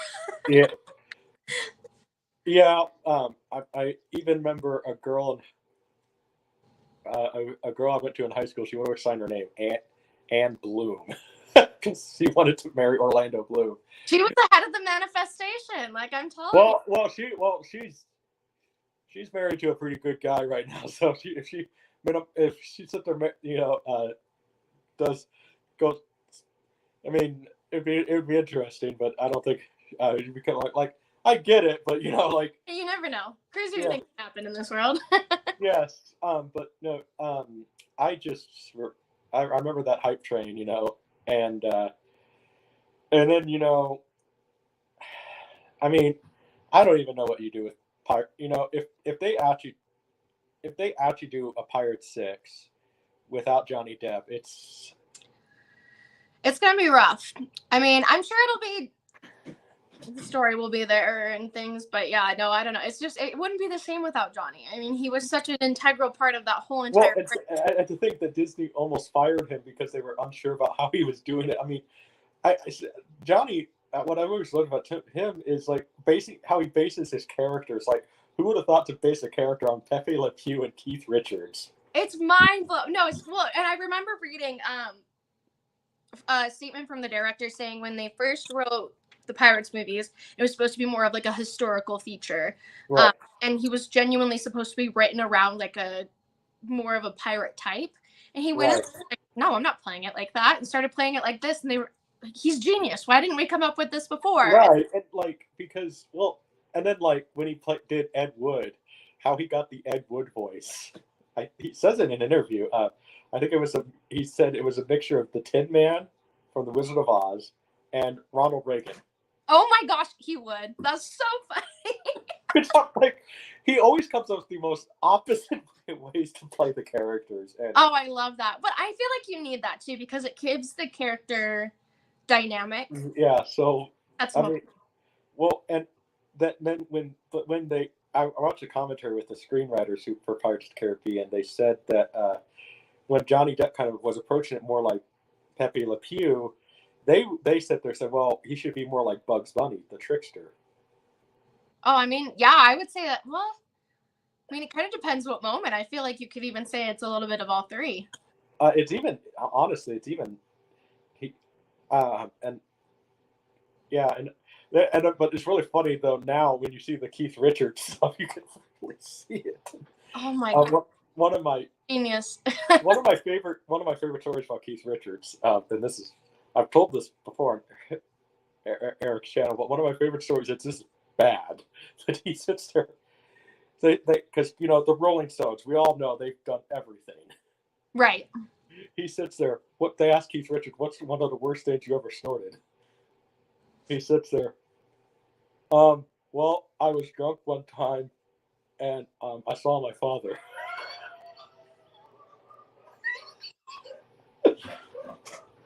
So he sits there and says, "Luckily, my dad would have a good sense of humor about that one." I'm not even surprised. I know. I'm speechless, but I'm not surprised. I know. That's just one of my favorite stories about him. That he sits there. And like speaking of the Fear and Loathing Las Vegas, did you ever see, that movie is actually a sequel. To what? There's a movie. Wait, no, I actually think I did know that, but I have never watched it's called Where the Buffalo Roam, and it has Bill Murray as the same part. Oh, that's wild. And it's one of those movies that is so hard to find. It is. Mm-hmm. I know there's a VHS. I don't even think it has a DVD release. I just remember we used to watch Fear and Loathing in Vegas all the time. We had the DVD, but then streaming came out. That came out, so I remember knowing. I think my dad told me that or something. I was like, I can't find this anywhere, not even on YouTube, anything like that. But yeah, there's not a lot of. I mean, the only people that reviewed it that I know of is YouTubers that Eric and I know. Rambo Ralph, I think, has reviewed it, and okay. And I think but like, it's so hard to find, I mean, honestly, if you find it at antique store or pawn shop where you can find VHS tapes. Might have to find somewhere to get a VHS tape, but Right. I have a VHS player still, actually. there you go. So if you find it, Maybe not at my house. right, go get it. And so, but and then forget the Rum Diary. We don't talk about that one. Yeah. I couldn't tell you. I would really like to watch that for sure. I absolutely love Fear and Loathing in Las Vegas. So, but he's, and but no, I mean, one of, so, I mean, I'm really hoping that I can find somewhere to watch it. The new movie he's doing. Yeah. What's it called? I can't remember the name. All I know is he's playing King Louis, whatever number it is. Right. I've been really into historical kind of movies and TV shows and things right. like that. Oh, I mean, but well, so my favorite film genre is the Hollywood epic. So. Oh, okay. So, like, I love my Ben-Hur's, the Spartacus. Oh, that is so. I had a roommate forever who's really into that kind of stuff. So. Yeah. Well, and or like the Cleopatra and like the full version of it. Yeah. The full 4 hours and 30 minutes. Which I'm like, man, studios now. Like, I'm not complaining about studios now, but like if Cleopatra, it was so smart how they planned that. They knew that it was going to bomb, but they put the entire production company's budget on that movie, but they basically, what they did is they planned on a long-term theater investment for it, Oh, okay. So basically it made it money. It made its money back in 4 years, which, right. And like some of those movies, were like, that's, I've been telling people that, one of the things that if, the studios actually want to compete with streaming right now. Right. Streaming is basically the same thing as like TV was back in the 50s. Back in the 50s, people wanted to stay at home and watch TV. Well, then how they brought people back to the theaters is those big Hollywood epics, Right. Where, like, literally, I mean, Ben-Hur was in the MGM's entire budget for that year. Wild. So if that movie bombed. Yeah. Like bankrupt immediately. Well, I mean, yeah, they would probably have to file for like Chapter 13 bankruptcy and yeah. And like, that's the movie that, because RKO did that, it bombed RKO. Oh my gosh. That is wild. But to be fair, I mean, they did it on a movie that it's like, why? That's the movie where they casted. I love John Wayne, but they casted John Wayne as Genghis Khan. What movie is this? It's called The Conqueror. It's really, listen, I mean, it's just not the best casting, obviously, because it's John Wayne, I mean, I love him, but no, I can't even picture it. Yeah, well, gosh, at that time, it's like, at least get like Yul Brynner or something, maybe. I mean, my grandpa was such a John Wayne fan too, growing up, and mine too. Yeah. I can't even picture that. Well, one thing that I really like about, at least for all the male leads that you're bringing up, kind of, I feel like they were. I don't want to say that they're method actors because that's like a very specific term, but that's something that I have practiced and worked with like a coach for a long time. Yeah, well, hopefully, I think there's two types of method actors. Mm-hmm. The ones that like really get into their characters to the point where like it messes them up and everything. Yeah. And like I love what Alfred Hitchcock said. Method actors, good actors, but they're psycho. Yeah. I'll so, say like I started doing that when I was in. Oh, sorry, what were you gonna say? As long as you can, method acting's fine as long as you don't sit there and have it consume you. It's like the ring from Lord of the Rings. Oh, yes. absolutely. Yes. focus on carrying it, but don't let that consume you because you let it consume you. And I mean, there's so many stories of, I mean, if we believe in the conspiracy theory about like Heath Ledger, they say that killed him. That comes to mind. And which, who knows if that's true, but you know, method acting, it is good now, or unless you could be like Marlon Brando and just like, oh, let me have the cue cards. Man, you can. That's one thing about him. Like, you can tell he's reading cue cards, but he's so good. It's like, and then like from the stuff that I've also heard about him is he was also kind of a prankster too. Like when he was playing Superman, when he was playing Jor-El for Superman, he literally told the producers that he wanted to play Jor-El like a green bagel. And then he sat there and then trolled. But I don't exactly know what that visual. Well, and then but no, that's what it was about. He was just like basically, it wasn't really much of a thing there, but he was basically just trolling people, you know, because he just because Marlon Brando, think about it, he was like that actor, like that. Well, basically, like some of the actors now that were stars back in the day that are like doing those low budget action movies, and like, why are you in this? You know, yeah. It's like, hey, I'll just get my million here. Yeah. That's really, yeah. I hope I never get to that point because I feel like at that point. Well, at that point, if you get to that point where your career dries up, at that point, I would just be picky, right? Yeah, I mean, well, that's my thing. Is like, I mean, and not even so much that they're accepting roles or whatever. Nothing like that. I would say more, it's just you can almost tell when somebody is in an acting position they have no passion for, and it wasn't like, I mean, you can't fool the audience really when it comes to that. So I've seen a lot of, you know, certain actors and things where they're in roles where it kind of just seemed like a quick cash grab, but you're just kind of like, it's not that they're not a great maybe fit for the project, but it's really just like, oh gosh, you know, get somebody with some passion for the, you know, the show character, and then it would probably improve the overall movie. Well, yeah, but no, I mean, even Clark Gable did some, you know, method acting really was more created in the 40s, but with Lee Strasberg.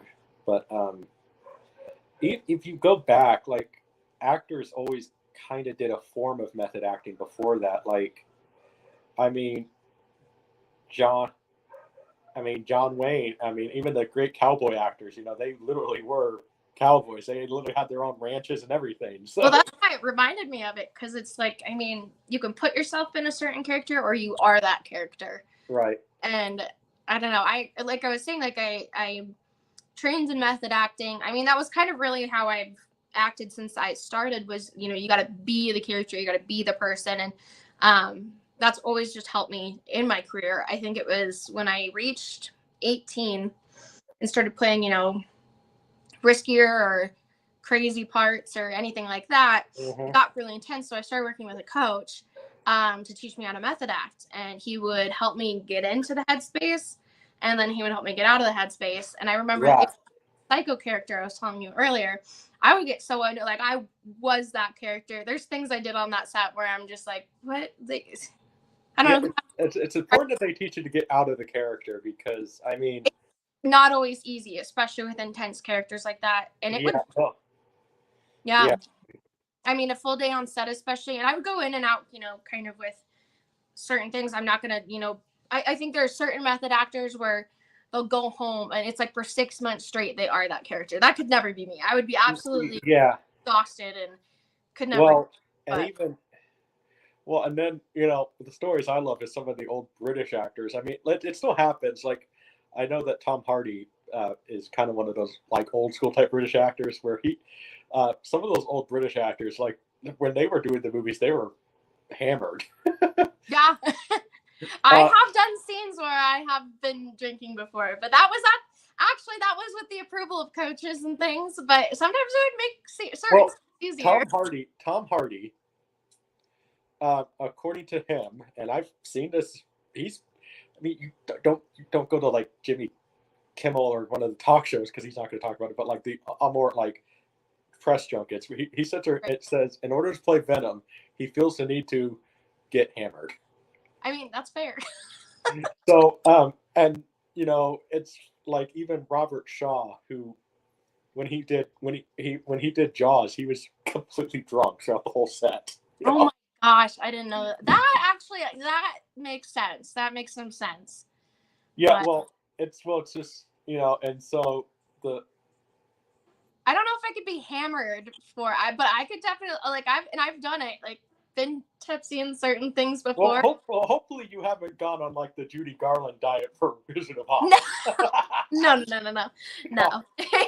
What was that? Coffee, chicken noodle soup, and a cigarette. Yeah. No, nothing like. I could do the coffee and chicken noodle soup. Maybe a cigar, but right, but not exactly appetizing to me, no. But I'm not going to complain about chicken noodle soup every day, though. So well, every day too. I would be sick of it the first day, but man, I think it was more when I became older and there were just certain parts that I wouldn't get tipsy really, and I wouldn't get hammered, but like a shot or two before a really intense scene. I mean, it's not hurting anybody. No. But yeah, I think the hardest part with that too is the method acting had always come really easy to me growing up, just because that's how I acted, was just really putting myself in somebody's shoes, mindset, and like just becoming that person, kind of almost wiping your own identity even for a moment. But that was when I wasn't really playing super intense or risky characters, things like that. Right. And the more intense it got harder to get out of it, was what it was. So the coach I was working with, he helped me develop a method of kind of getting out of that stuff. And it was almost like a meditation, kind of grounding. And, he started talking me down at first, and he would kind of talk me out of the character, and then it got to the point where I started being able to do it by myself, so I could kind of come in and out. I haven't practiced that in a while, but I mean, I think you seem to have a pretty good level head, so I think you could get out of characters. I don't know.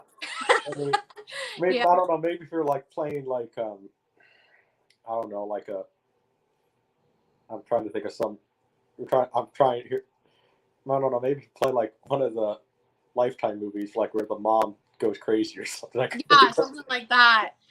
Which, by the way, people have said that one of the guys who we interviewed, Rich Pierce, who's a screenwriter for a lot of the Lifetime movies, you watch some of that, he actually written. It's like, man, people want the Grindhouse movies again. What's the Lifetime movies now?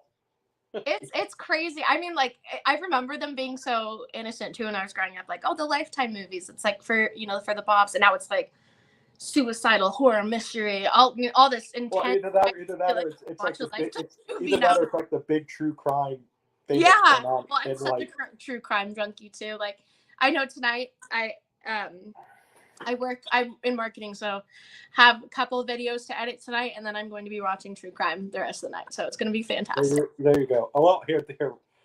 What is here? That leads into another question, then. But what true crime? But like, what's one that you just can't seem to stop watching? Like, you can watch. Like for me, I think it's mainly just because I want this crime to be solved. For me, like, I'll always try to watch documentaries about it and try to see if I can, like, maybe Sherlock Holmes the case and stuff. For me, it's like the John Benet Ramsey case. Where, I do that. Oh my gosh, yeah. No, for me, it's like I want that case solved. So, like, what's the one case that's unsolved that you want to be solved? Because you just can't stop watching documentaries about it, That's a hard one. Actually, which one I was super interested in, even when I was younger, that now they think they have the answer for, is the Amelia Earhart case. Like, I know that's not, like, really true crime, but that whole story was always so mind-blowing to me that I remember when I probably was like 10, went through a phase where I was doing research, like, I'm going to be the one to figure out the Amelia Earhart mystery. I think they do think that she, from what I heard, I mean, it was just it just sounds, I mean, I don't know if I really believe that she ran out of gas, because I don't think it's that. But I think it's more believable that she crashed into the Atlantic over anything else. But the reason behind it, that still, I think, is a mystery. I don't think they've really nailed that on the head. I'm wondering if it was just human. I mean, we all know she was a very experienced pilot, but I'm wondering if it was just human error. Yeah. where I she mean, basically didn't get the Jeep, mhm. GPS wasn't really much of a thing then, but like the longitude and latitude correct with the land. Right. And I think that but I think it's kind of a case also with that. It's like we don't really want to say this experienced pilot had an accident, Right. Well, Uh, especially the first female successful pilot, I feel like people would yeah, always be like, and slander. Yeah. I mean, I don't know. I would be a little. for me, yeah, but for me, like I said, it's the John Benet Ramsey case. I just want that case to be solved. And Absolutely. Yeah, that one. That one's. Are we allowed to talk about who we think did it? made non-disclosure. Not just. I think the brother did it, and the parents covered it up. The only thing about that counteracts that Mhm. is that when they after the mom died, they did DNA that proved that nobody in the family was involved. How'd they do that? It's a new form of DNA technology. It's touch DNA, and there was unknown male DNA found in her fingernails. Okay, see, and her fingernails. Okay, whoa. I think I need to go back and watch some more. Because, well, I think, keep in mind, he was a rich guy. I mean, his company made $1 billion. I think, and keep in mind that the ransom number was the exact number as his bonus that year. Oh, right. So I think it was probably a business partner that got a little jealous of him. And, I do believe that it was a kidnapping gone wrong, but then John Bonet fought, Right. Well, it showed she did too. Oh my gosh. I love that we're talking about this. All of this is allegedly, by the way. All of this is allegedly. Yeah. Well, Eric's not here to tell us to stop talking about controversial topics. He's going to watch it back, be like, what the heck, guys? I know. Well, hey, I know. I mean, it's okay. I mean, we're just talking, We're just spitballing here. Yeah. Wait, I'm the host of the podcast. You're just the co-host, but like, it's it's like, hey, what the heck, dude? Yeah. You left us for a phone call, so right. I've been gone an hour. I'm like, actually, like, is he okay? Did he collapse? Like, what the heck? I think too. One of my really, I don't know, the one that I keep always looking. Well, there's a couple actually. The Black Dahlia is one that's really interesting. Yeah, which for me, I think it was the doctor, that George Hodel, I think is his name. I could see that. That's where I lean as well. It's just because, well, I think it's almost like a miss. I don't know. The police have had to have, and some miss. That guy goes back to something interesting. Clark Gable once was at a party at that guy's house because he was the doctor of the stars, and Clark Gable sat there and said, it was reported that he said in those gossip magazines at the time that he does not want to go there again because he got a really creepy vibe from that guy. I have goosebumps. Well, it just like totally full circled our conversation. Right. But oh my gosh. He went to that guy's house because he would host parties all the time. That is wild. And you're talking you're talking the highest paid actor at that time. This is like, the only person to compare him to really right now, because according right now, I believe Eric and I looked this up recently. It's like, this is because the highest paid actor right now is actually Adam Sandler, but this is like this is like the top billed actor right now. Right. Whoever you want to say it is, telling the gossip magazines that I have a really creepy feeling about this guy. And then, and you look at that guy. I mean, I'm not, hey, I mean, some people are just born. Some people are just born creepy, but then there's some people that it's like, I'm not gonna lie. Yeah, no. I mean, plus when your own son, who has more credibility than us, we're just fans. Right. Who is a former FBI agent, doing this and saying, yeah, his father did it, and he's actually even said he's willing to. But I think Elizabeth Short at least 15 years ago, when the movie came out, had sisters that were still alive. Oh, okay.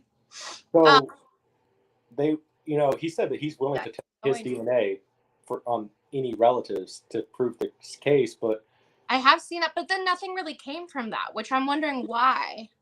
yeah, I don't know. I mean, maybe it's a little bit of a cover up. I don't know. All of this is allegedly.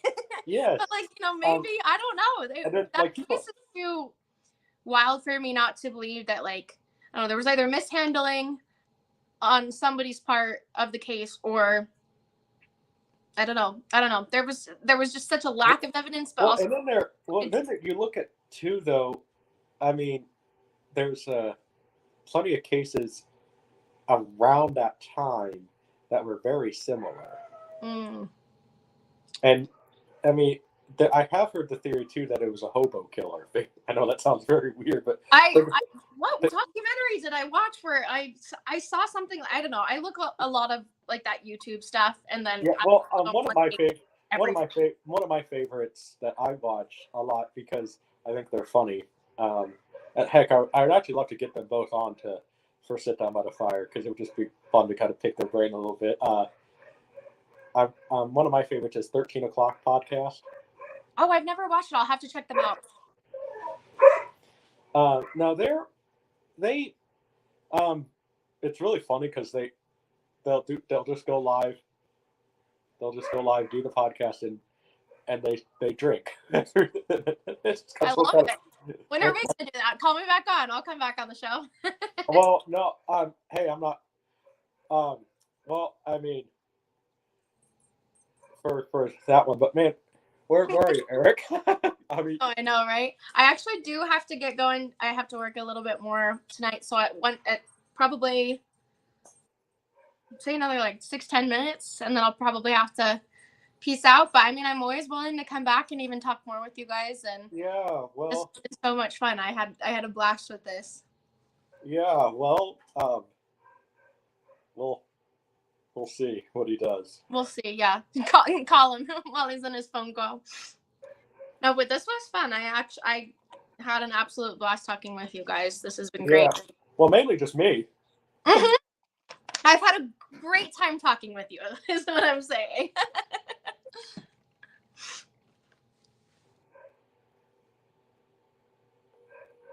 I just hope he's okay. Yeah, I know.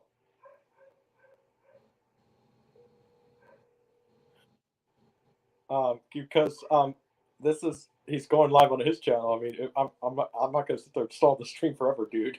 Right. Hey, we kept it interesting. I feel like we covered a lot of topics there. So. Okay, dude. Well, once you leave the stream, I'll just end it because. Yeah, no, I get you. But no. So, I guess we'll just end it since you said you had to leave in a few minutes. What are some maybe upcoming projects or anything you want to plug? I mean, kind of diving into writing a little bit of my own stuff for sure.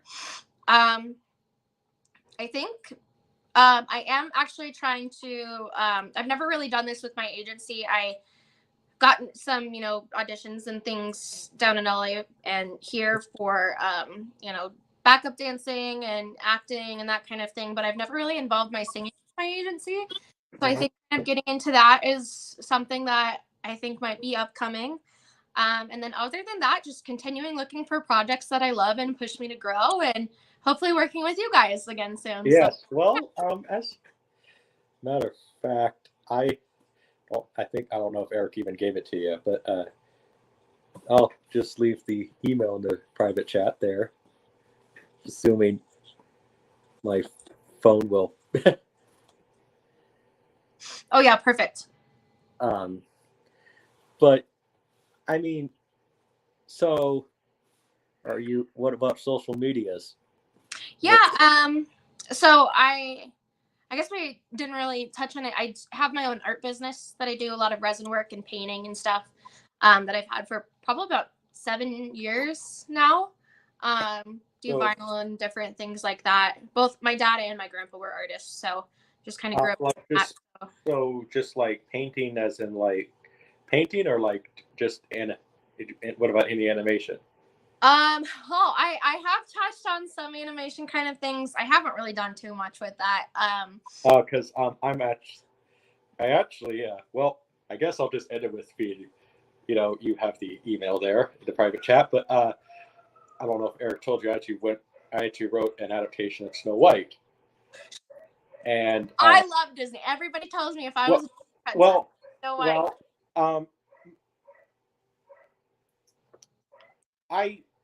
I have to sit there and think about how I'm going to say this right. But what I'm trying to do right now, because the numbers don't lie, Disney, because of recent events and their what they've been doing, they've lost $150 billion in animated projects. So what I was trying to do is sit there and say, okay, push, like what Don Bluth did, push Disney to do better. Yeah. And so I wrote adaptation of Snow White. That basically how I wrote it. It would probably be mainly on my YouTube channel, but it's an adaptation. It's basically Mr. Rogers meets The Wonderful World of Disney, hosted by Walt back in the day, and then Michael Eisner. I don't know if you remember when Michael Eisner would host The Wonderful World of Disney. Oh yeah. Okay, so you fanatic. I don't know how we didn't touch on that, but it's probably a good thing because I could go on for hours. So that's what I'm trying to do, and I don't know if I'm the answer. I'm this Viking hillbilly from Kansas, but I think you're the perfect type. You know what the people want, Exactly. But I actually said to Eric, she has the confidence and everything. I base it more off the Grimm fairy tale. So Snow White is the actual age she was in the story, because the original story, Snow White was 8. Oh God, I did not know. I didn't know she was 8. Well, 7, but I bumped it up a year so then I could sit there and say 10 years pass, and then she grows into the glass coffin, and then she's 18. So. Oh, okay. So the prince is still part of the story, but he's not creepy. Okay. I was gonna say whoa, but no, I mean. But I actually told Eric maybe Delaney could play the evil queen. Oh yes, you know what I like to play, and it's the villains and the crazy people. So yeah. So but hey, Eric, I hope that the phone call went good. And because you're making us look very professional here with this podcast. Good thing it's on hold right now, and we usually pre-record the podcast. We don't usually go live, dude. So. Oh, I didn't even realize that we were live until just now. Oh my gosh, that must have been fun, kind of filibustering while I was getting my computer together earlier. Oh, it was. We stalled, But no, I'll just probably tell him I'll probably just there's more episodes for Sit Down by the Fire. So all right, well, love it. I will just. Eric, goodbye. We're going to be leaving now. Hopefully we talk to you again. Yeah. Wherever you are. Yeah. So must have been a very important phone call to last almost an hour. Yeah, I think it's been a little over an hour even. But we did good. Carried it. All right. Well, a lot of conversation. Because we have to go. So now luckily since it's live. Well, I love it. It's going to be interesting. I guess I might just have to stay on because you can go ahead and leave. But I'm not going to sit there and say. Great time. I'm not gonna stay here forever, dude. Right. Oh no, I really appreciate you guys having me though. This was so fantastic, and yeah, I know that I've got your email and I've got Eric's contact, and we'll work together again and talk some more. It'll be fun. Yes, and when the movie comes. Oh, and also I think there's no, you guys did a video about it for the Amber Turd mask. For the premiere, somebody is going to get the Amber Turd mask. So yes, and him and I both signed the back. So it even has some of my makeup and sweat on it when I was wearing it. Well, boy, that's sorry about that. No, I don't want to. Well, who knows? Maybe the special fans would really love that.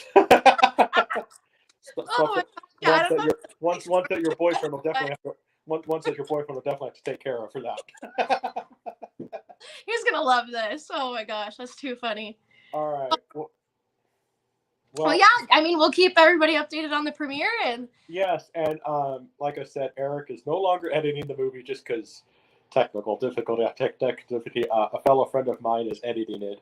awesome. Okay. Zach D Productions. This guy is making some low budget action movies that cost $0, and one of the here I'm trying to convince him to do this next project. Maybe we could get Delaney somewhere in the movie. Yeah. There's a movie that he wants to do about a guy who takes revenge because somebody steals his cat. Oh my gosh, I would commit murder over my dog. So and we have the perfect title. What is it? They Took My Pussy Cat. I'm in. Sign me up. I don't care what it is. I'll be the cat. I'll make cat noises. Well, no, he was gonna use one of his cats. So. Oh, I love that. That was too funny. So. No, this is great. I guess if anybody's watching and wants to kind of stay up to date with what I'm doing, I've got my social media. It's Delaney Shea on I think just about every platform except for Facebook is my full name. But yeah, TikTok, Instagram, all of that kind of stuff, and no a lot YouTube, of no YouTube. Yeah, we always kind of touch on the acting stuff too, and when it comes around, and yeah, hopefully we'll have some new projects coming up. I'm excited. Just TikTok and Instagram, no YouTube yet. No YouTube yet. I don't know. I don't know. I think when I film by myself too, I get a little self-conscious. So I mean, we'll have to work on that. But maybe something will. I mean, maybe they'll have to, go follow to see if I ever do kind of create one. Maybe that'll be something that comes up. I don't know. You could,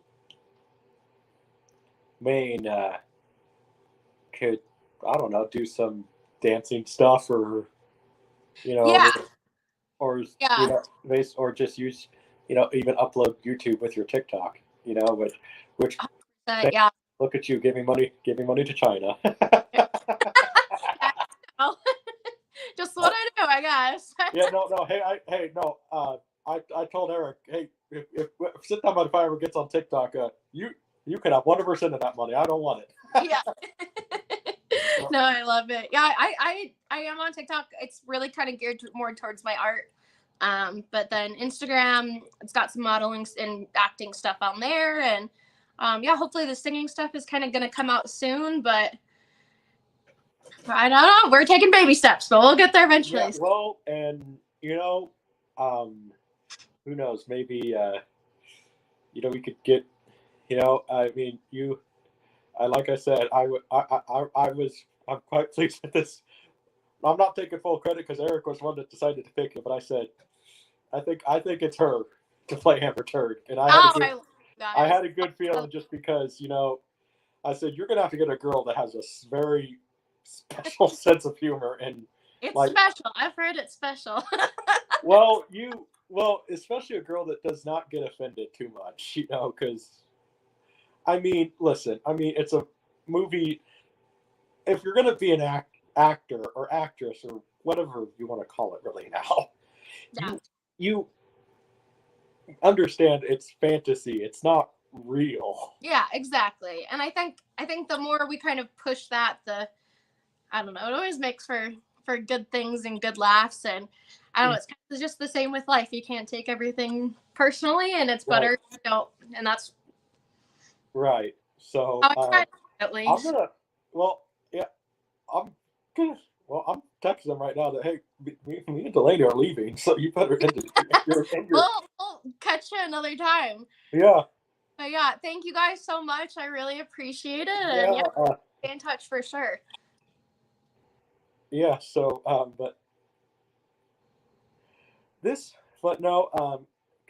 I guess, if you want to, I guess what I'll just sit there and do, I'll just leave it this. If you want to support, me and Eric with our, anything, we actually have merch through Pop Tees. I think right now it's just, Eric just has the movie posters for the movies. I think he might have his logo. I just have my logo for now. There's going to probably be and we're going to we're hoping that Pop Tees can put a pop in the Amazon. So Hey, yes. Send me the link and I'll shoot it on my social media and stuff too. Tell people to support. There you go. And hopefully after doing the interview, Delaney can buy a shirt for both of us. Absolutely. I love it. All right. But Eric, well, heck, we didn't sign an NDA, which can you do that now? Right. I will. I've only made $13.40 off my merch, and Eric has made $0. So hey, we gotta get it going then. Yeah, send me some. Yeah, exactly. Yeah. So goodbye, everyone. So yes, and thank you for watching. Yeah, well, and apparently this is going to go on forever. So with Bye, guys. your StreamYard limit's going to end soon.